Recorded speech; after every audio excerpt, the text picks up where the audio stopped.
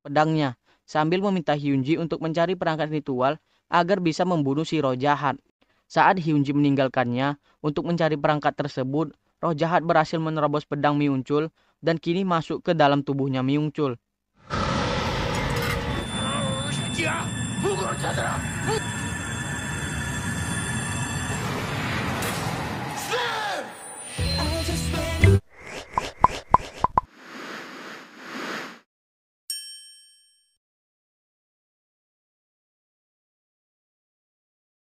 Roh jahat ternyata hanya menembus tubuh Myungchul dan membuatnya terjatuh tak sadarkan diri. Roh jahat kembali mengincar Bongpal yang untungnya masih sempat menangkap gelang ritual yang dilemparkan oleh Hyunji dan menggenggamnya di tangan untuk memukul roh jahat hingga hancur.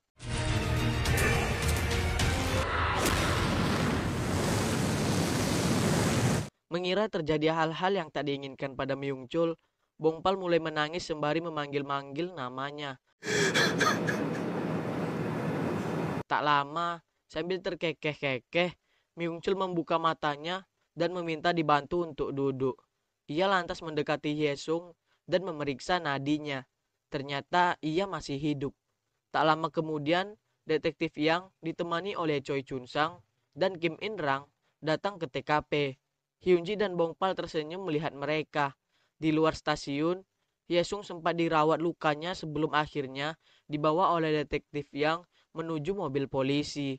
Bongpal merasa kasihan padanya karena pada dasarnya ia juga merupakan korban. Di mata kita iya, tapi bagi orang biasa, ia adalah seorang pembunuh. Roh jahat mengambil alih tubuhnya karena sejak awal ia memiliki kebencian di dalam hatinya. Kita tidak bisa mengabaikan kejahatan itu, ujar Myungchul. 되는 거예요? 어떻게 보면 지금 우리 눈에는 그렇게 보이지만 보통 사람들 눈에는 Bongpal lantas mengantarkan Hyunji pulang. Sudah ada ibu dan ayah Hyunji menunggu dengan khawatir di rumahnya. Setelah meminta Hyunji untuk masuk ke rumah, ibu Hyunji memarahi Bongpal karena untuk kedua kalinya ia sudah membuat Hyunji dalam bahaya. Ia pun meminta Bongpal untuk tidak lagi menemui Hyunji. Saat ibu Hyunji hendak masuk ke dalam rumah, Bongpal menitipkan mata kalung Hyunji, pemberian sebelumnya, kepada ibu Hyunji, yang menerimanya tanpa berkata apa-apa.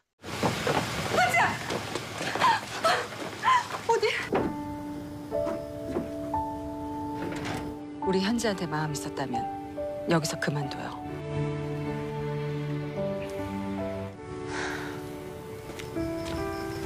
Di kantor polisi, detektif yang menunjukkan foto-foto korban pembunuhan Hyesung, mulai dari Noh Hyunju, Im Hyunsu, ayahnya Bongpal, hingga ayahnya Hyesung. Setelah terdiam beberapa saat, dengan terbata-bata Hyesung mengaku bahwa ialah yang telah membunuh mereka. 이민수, 최정 씨, 제가 죽였습니다. Detektif yang lalu membawanya ke tahanan kantor polisi.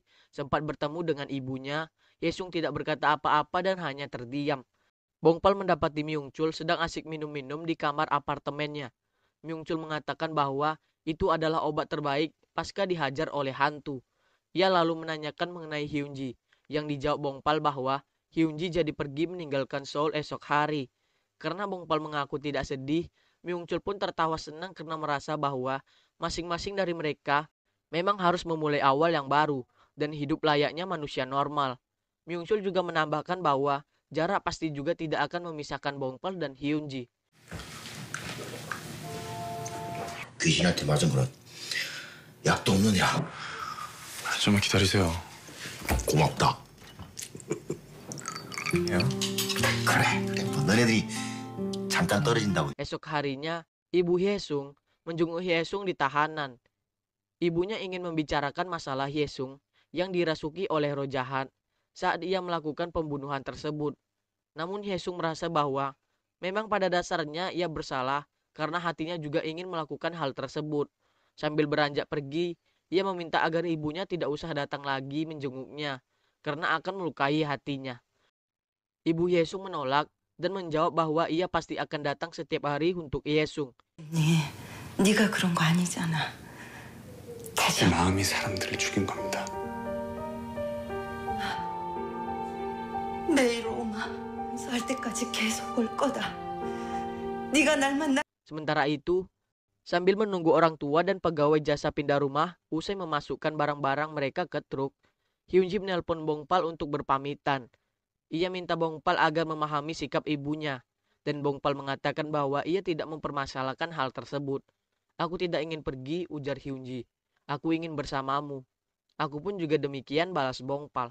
Lalu mengapa kamu tidak ke sini untuk menemuiku? Aku tidak tahu kapan kita akan bisa bertemu lagi. Tidakkah kamu rindu padaku? Tanya Hyunji.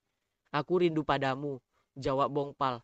Tapi aku takut tidak akan bisa melepasmu pergi jika aku melihatmu. Aku ingin kamu segera kembali ke kehidupan normal, lanjut Bongpal. Aku tidak ingin kamu meninggalkan sesuatu hanya karena aku. Kita akan berpisah untuk saat ini, tapi kita akan selalu bersama lagi pada saat kamu masuk kuliah. Pada saat itu terjadi, mari kita meminta izin untuk berkencan dengan resmi pada ibumu. Aku tahu itu sulit, tapi mari kita berpegang pada hari itu. 나도 보내기 싫어. 근데 왜 나 안 보고 싶어? 근데 너 떠나는 거 보면 삶이 되찾았으면 좋겠어. 막 못 보겠어. Tak lama, ibu Hyunji memanggilnya untuk segera turun dan berangkat. Sebelum masuk ke mobil, Hyunji sempat melihat sekeliling untuk mencari keberadaan Bongpal. Karena tidak menemukannya, ia pun masuk ke dalam mobil. Sesaat setelah mobil melaju, tak jauh dari rumah Hyunji, Bongpal muncul dari balik tembok dan memandang kepergian mobil Hyunji dan keluarganya. Hari-hari berlalu. Hyunji giat belajar demi bisa lulus ujian perguruan tinggi dan berkuliah di kampus yang sama dengan Bongpal. Bongpal sendiri semakin akrab dengan Chunsang dan Inrang, serta tidak lagi menyendiri seperti sebelumnya.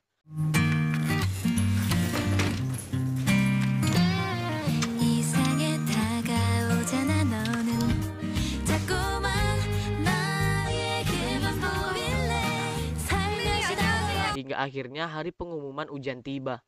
Setelah sengaja menyendiri agar bisa mengetahui hasil ujian dengan tenang, namun masih sempat-sempatnya diganggu oleh hantu yang tiba-tiba nongol di hadapannya.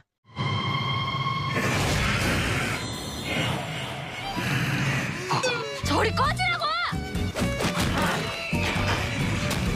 Hati Hyunji pun galau mengetahui bahwa ia tidak lulus ujian. Dengan gontai ia menghubungi Bongpal dan memberitahukan hal tersebut. Bongpal yang akan lulus tahun depan mengatakan bahwa ia akan sengaja mengambil cuti semester demi menunggu Hyunji diterima di kampusnya. Dengan tertawa, Hyunji tidak memperbolehkannya dan memintanya untuk segera lulus agar bisa mencari kerja. Pemikiran Bongpal tidak jauh berbeda. Ia pun menanggapi Hyunji dengan membeberkan rencananya untuk segera lulus dan bekerja. Dengan demikian, pada saat Hyunji lulus kuliah 4 tahun kemudian, Bongpal sudah memiliki kehidupan yang layak dan mereka pun bisa hidup bersama. 다음에 잘하면 되지 뭐. 그 점수면 다음번에 꼭 네, 시아금스. 너 그러니까 그거 뭐. 난 안정적인 사회생활 하고 있을 거고 넌 3월 5일. Semester baru pun dimulai. Tidak seperti sebelumnya, Bongpal kini tidak keberatan mengerjakan tugas kelompok dengan mahasiswa yang lain. Saat melangkah keluar, tiba-tiba Chunsang menghampirinya, mengatakan ada hal genting terjadi. Ternyata hal genting yang dimaksud adalah klub yang terancam ditutup karena kekurangan anggota, baik Inrang maupun Seoyeon sudah lulus. Sedangkan tidak ada mahasiswa baru yang berminat untuk mendaftar. Namun demikian, usaha Chunsang agar Bongpal membantunya menyelesaikan masalah tersebut menemui jalan buntu, karena Bongpal sama sekali tidak berminat. 잘해보자. 네. 다음 주에 봐. 선배. 큰일 났어. 무슨 신입생이란 것들은 코빼기도 안 넣어. 위기에 처하나? 어쩔 수 없죠 뭐. 어쩔 야. 저 별로 관심 없는데. 아니 지금 힘내요. 하지마. 봉파라. Lulus dari kuliah, Inrang ternyata menseriusi bisnis pemburu hantu mereka dan membuka kantor dengan menggunakan uang dari neneknya yang ia terima beberapa waktu lalu. Sayangnya, hampir semua yang datang mengira bahwa klub adalah sebuah restoran. Saat Chunsang tiba di tempatnya dan melaporkan apa yang terjadi pada klub mereka di kampus, Inrang menjadi emosi padanya dan menyuruhnya untuk bersih-bersih kantor. 이런 것들을 내쫓는 행위를 말합니다. 예로부터 뭐 어디서부터 어떻게 잘못된? 여기 국밥집 아니었어요? 예, 저기 야 미안해, 진짜 미안해. 죄송합니다. 진짜 미안. 아니 죄송합니다. 저희가 좀 써야 될 것 같아. 이게 내가 혼자 하기가 좀 버겁. 자 이거 봐봐. 1,000원에 한 이런 식으로 해가지고 언제 할머니 돈 좀 했다고. 생색 낼만 하지. 우리 컷.